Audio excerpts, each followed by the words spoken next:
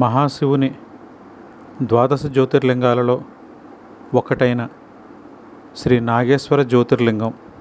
ఇది గుజరాత్ రాష్ట్రంలో ద్వారకాధీశుని చెంతలో అనగా ద్వారకాకి సుమారు 14 నుంచి 15 కిలోమీటర్ల దూరంలో ఈ నాగేశ్వర జ్యోతిర్లింగం ఆవిర్భవించింది. ఈ నాగేశ్వర జ్యోతిర్లింగం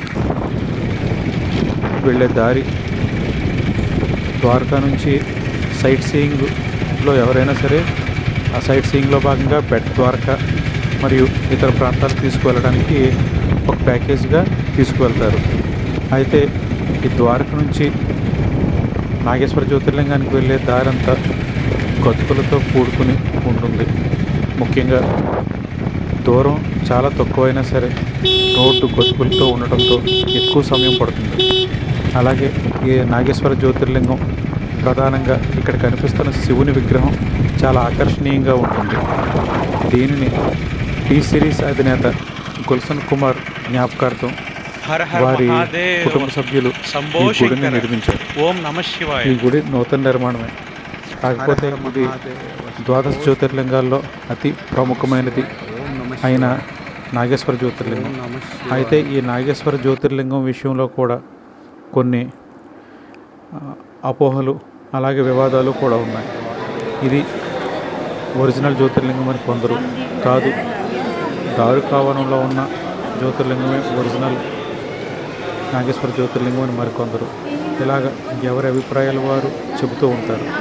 అయితే ప్రస్తుతం అందరూ కూడా నాగేశ్వర జ్యోతిర్లింగం అంటే ఈ ద్వారకాకి చేరువలో ఉన్నదే అసలు సిసలైన నాగేశ్వర జ్యోతిర్లింగం అని అందరూ భావిస్తున్నారు. ఈ వీడియోలో మీరు చూస్తున్నది నేను ఈ మధ్య ద్వారకా వెళ్ళినప్పుడు ద్వారక నుంచి నాగేశ్వర జ్యోతిర్లింగం దర్శనార్థమే వెళ్ళాను. ద్వారకా చేరుకోవడానికి ముఖ్యంగా రాజమండ్రి నుంచి పూరీ వాకా ఎక్స్ప్రెస్ ఉంటుంది. ఇది కేవలం వారంలో ఒక్కసారి మాత్రమే ఈ పూరీ వాకా ఎక్స్ప్రెస్ వెళ్తుంది.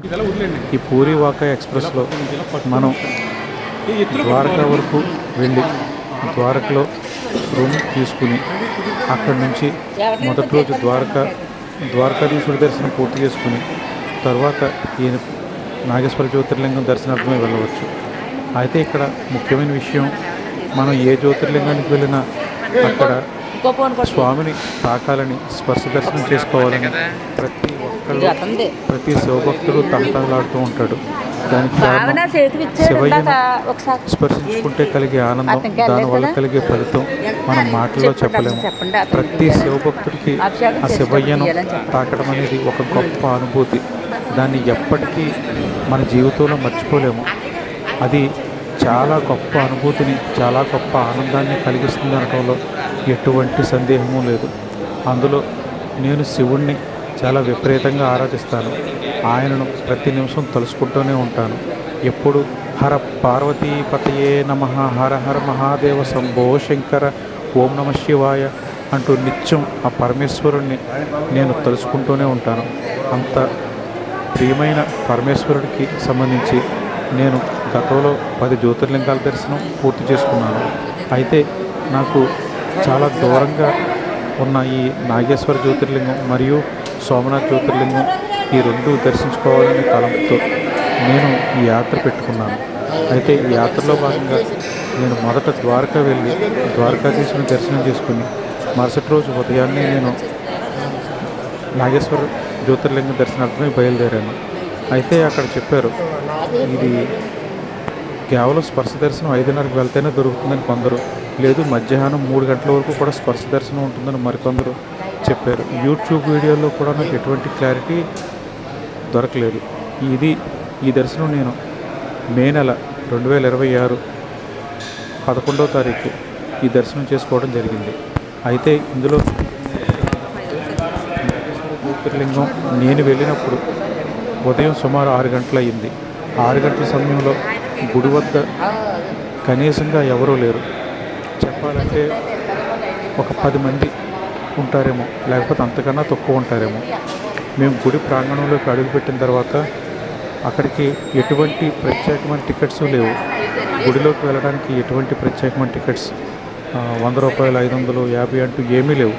గుడిలోకి ఎంటర్ అయిన తర్వాత గుడి చాలా అందంగా ఉంటుంది. అలాగే అక్కడ ఒక చాలా సంతోషాన్ని కలిగించిన విషయం, ఆ నాగేశ్వర జ్యోతిర్లింగాన్ని తాకడానికి ఈ వీడియోలో మీరు గమనిస్తే అక్కడ నేను కూర్చుని స్వామికి స్వయంగా అభిషేకం చేసుకుంటూ స్వామిని తాకుతూ మనస్ఫూర్తిగా దర్శనం చేసుకునే దృశ్యాలు మీకు కనిపిస్తాయి.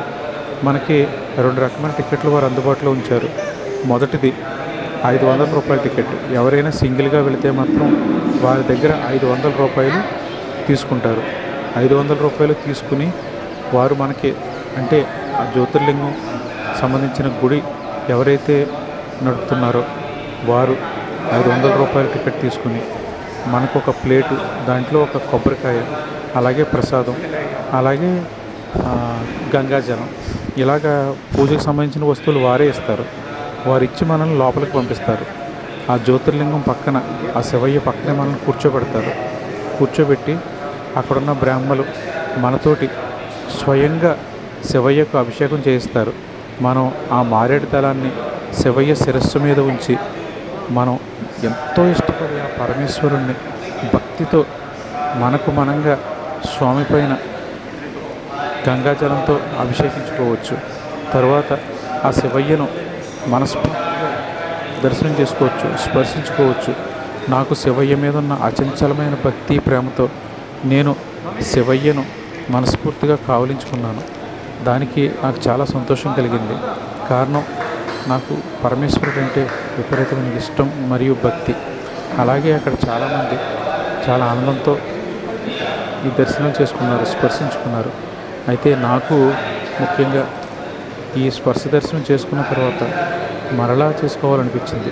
మరలా టికెట్ తీసుకుని మరలా లోపలికి వెళ్ళి ఆ శివయ్యను మనస్ఫూర్తిగా మరలా అభిషేకం చేసుకుని ఆయనను ఆలింగనం చేసుకుని చాలా తన్మయత్వానికి లోనయ్యాను. అలాగే ఇక్కడ మరొక విశేషం ఏమిటంటే, భార్యాభర్తలు ఎవరైతే భార్యాభర్తలు కలిపి వస్తే కనుక వారి రోజుకి కలిపి 1000 రూపాయలు టికెట్ నిర్ణయించారు. కానీ అది కూడా ఎంత మహద్భాగ్యం అంటే, నిజంగా భార్యాభర్త కలిసి నాగేశ్వర జ్యోతిర్లింగానికి వెళ్ళినప్పుడు వారికి 1000 రూపాయలు టికెట్ తీసుకుని వారికి స్వయంగా